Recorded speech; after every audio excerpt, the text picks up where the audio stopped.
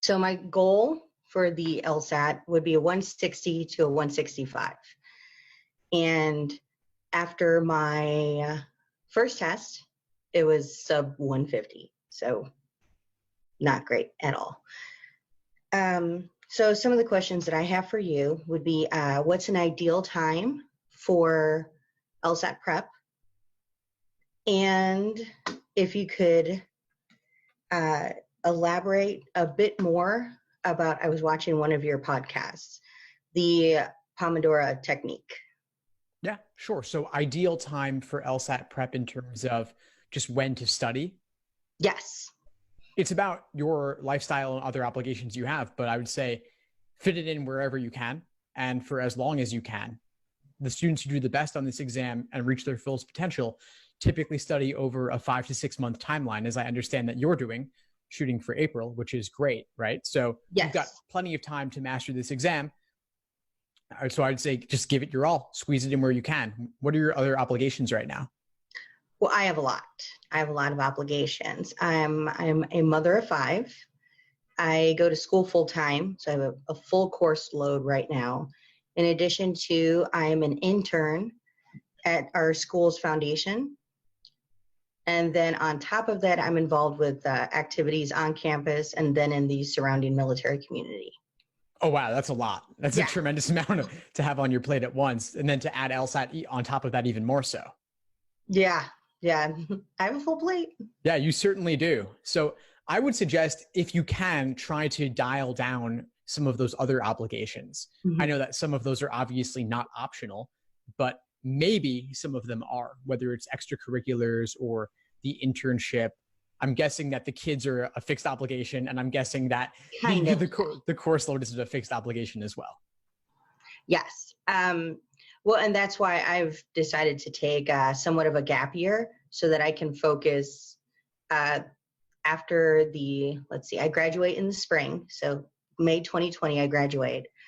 So the goal is to focus my LSAT prep like a part-time job as soon as I graduate, 20 to 25 hours a week minimum. And after I take the LSAT in April, I may have to, or I'm already focusing on taking it in July and possibly September. Great. And so are you finishing classes this semester and then in the spring you'll be done with school? In the spring, because of my internship, I only have 2 classes that I have to take for a full course load for scholarships. Oh, good. So that should make things a bit more manageable then. Oh, yes, definitely. Great. Excellent. So it sounds like you're going to be able to make the LSAT more of a priority in the spring once this semester finishes. Exactly. Good. Yeah. So just squeeze it in wherever you can, on the weekends, before school, after school, before internship, after internship. Try to do as much studying out of the house as possible. So even if at your internship, for example, if you could find a conference room or a coffee shop nearby to do some studying before you get home, because I'm guessing with those kids running around, it's going to be very hard to do anything. Yeah. I know one of the topics that I look for in LSAT blogs, and not just yours, is the non-traditional route. I'm sure there's plenty of other parents or just adults for that matter who are going and trying out law school. And I know it definitely feels like a lonely road. I'm not on top of going to law school. I'm also a first gen. And so it is a game that I'm just now navigating. So I guess that would be one of the points is advice for non-traditional students. Is there anything that you've seen over the years that seems to help, or if there's any books, besides your podcast, any advice, I guess, for us non-traditional students? Yeah, sure. Well, it's great that you're giving yourself more time, because I think if you've been out of school for a little while or you just have other obligations, the LSAT is a harder journey. And so the fact that you're giving yourself more time to study is really the biggest thing, and you're already doing it. So that's excellent.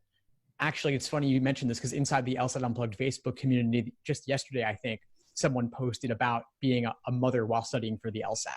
And Nah, several other students chimed in. So I would definitely suggest jumping in there and connecting with some of these other mothers who are going through the same struggles that you are, I guess, trying to balance everything, right? Because yes. it is a lot. So, And that's the biggest one is balance. How do you balance prep on top of, if you're going to school, on top of your course load, and then you have LSAT prep, and then on top of that, work and family and everything else that life wants to throw your way. yeah, well, I think dialing back some of the other obligations wherever possible, like I said, is definitely a good thing to do. So the fact that you're going to have less going on spring semester, I think will make things a little bit easier. And then on top of that, just getting support from friends, family, significant others, people, everyone surrounding you, getting them to help out so that you can devote some time away from from your previous obligations to LSAT. Yes. Okay. And I see that as being doable. So, well, that's good. Great. Yeah. So that's my biggest advice there, honestly. Okay. So I took the September 2019 LSAT. Ugh, flowers. And I found that my weakest section was logical reasoning. I guess, how do I overcome this hump? Yeah, well, logical reasoning, it's half the exam. It's certainly harder to improve upon than logic games. And so it's about just exposing yourself to the wide variety of patterns they test on this exam in terms of methods of reasoning in the stimulus, and also in terms of the wide variety of question types. Okay. One more point that I wanted to touch on. So I'm taking the LSAT, I'm taking prep tests. And I guess my biggest question is, how is the best way to review them? After I've taken them and I go back and look and see the ones I got wrong, I don't think I'm doing this properly. What is a really good way to review my LSAT practice tests? Sure. So I'll take logical reasoning as an example. So you got this logical reasoning question that you got wrong or you had difficulty with. First thing is you got to see where your misunderstanding stemmed from. Was it the stimulus, the question stem, or the choices? If it was in the stimulus, you want to figure out, well, what's the conclusion? What's the evidence? What's the general method of reasoning? Could you paraphrase it? Could you put it in your own words and even explain it to someone else, or write out your thought process to prove that you truly understand it? Then you also want to look at, was it the question stem? A lot of question stems use unfamiliar wordings to describe a still fairly typical question type. So you want to make sure that you've properly ID'd what question type it was: strengthen, weaken, necessary assumption, and so on. Okay.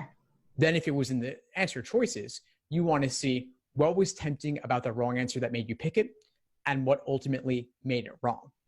And what's discouraging about the right answer that pushed you away from it, and what ultimately makes it correct. Okay, that makes sense. I haven't done that, but it makes sense.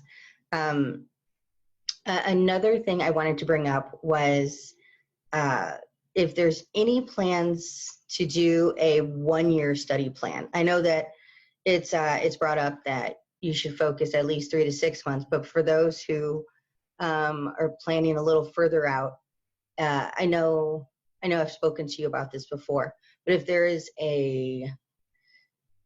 I don't know if it's more of a detailed plan or just one where it's fairly lax in what to do the year before you take the LSAT. I wish, well, and that's let me back up. I am going to take a year to focus now on LSAT prep. I have no problem in admitting that I took the LSAT for granted and figured, you know what, I'm pretty good at standardized tests, so I can do this. No, I was so wrong. I need the prep. And so I'm focusing a lot on your course schedule. And then I went to, and I purchased some practice tests. Beyond that, what are some other things I can do? I mean, taking a full length test maybe once a month, or what are some tips? Sure. So I would suggest, I haven't created a 1-year study plan yet, although I do plan to. For now, I would say work through the longest term plan right now, which in the course is a 6-month plan, work through that at a relatively slower pace. And you can also add in more practice problems of each type. The schedule ultimately is more important for the level of specificity it contains about what to do than the particular day-by-day breakdown. And realistically, over the course of an entire year, there's already going to be holidays, vacations, sick days, and so on, plus family obligations too will take a lot of time out of that as well. So there might be a week where you don't get to do anything at all, and that's okay. You don't need to do something every week over the course of an entire year. And I wouldn't want you to necessarily have to hold yourself to that standard, because there are always going to be more pressing things in the short term.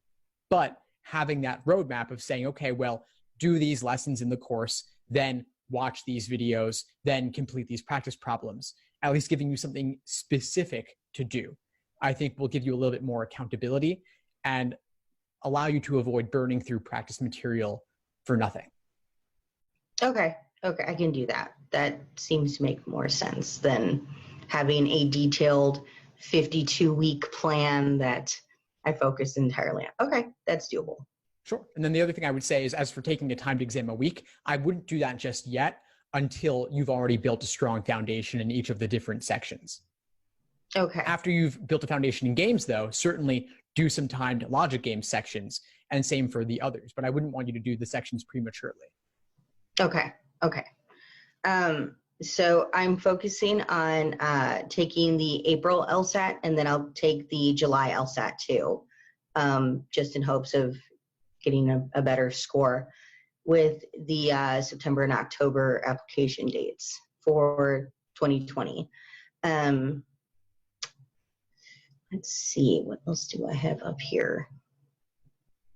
I mean, I guess the biggest one is it's the course schedule, the cheat sheet, and then the podcasts and the blogs have been instrumental in making me feel that I am making the right choice for the LSAT. Well, not the LSAT, but LSAT prep. Definitely going the right choice of having a schedule. I know for me, I need a schedule, and it's very helpful. And with the blogs and the podcast, it's motivating. So thank you. I'm really glad to hear it, Veronica. What would you say is the biggest insight you got from our call today? Today, it would have to be, I guess, for the course schedule, that it's okay to build in some time for life. I was pretty focused on, well, this is what I have to do at this time, and this is what I have to do. I guess keeping it a very structured schedule, and I guess it doesn't have to be. It can adapt to my life. It can adapt to my kid's life, and then everything else that's going on. I like these one-on-ones for, I guess, to check in. I had mentioned that, I mean, being a first gen, there's no one in my family I can talk to about this, and I don't have any.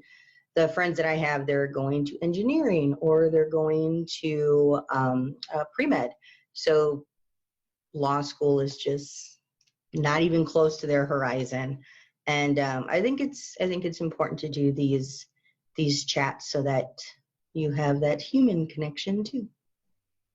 Great. Fantastic. Well, please keep in touch and let me know if you need anything as you move forward. Of course. Thank you very much. Thanks for tuning into the show. Please subscribe if you haven't done so already to be notified of new episodes as I release them. And feel free to reach out if you need anything at all as you move forward with your prep. I'm happy to help however I can. In the meantime, I'll wish you all the best and take care.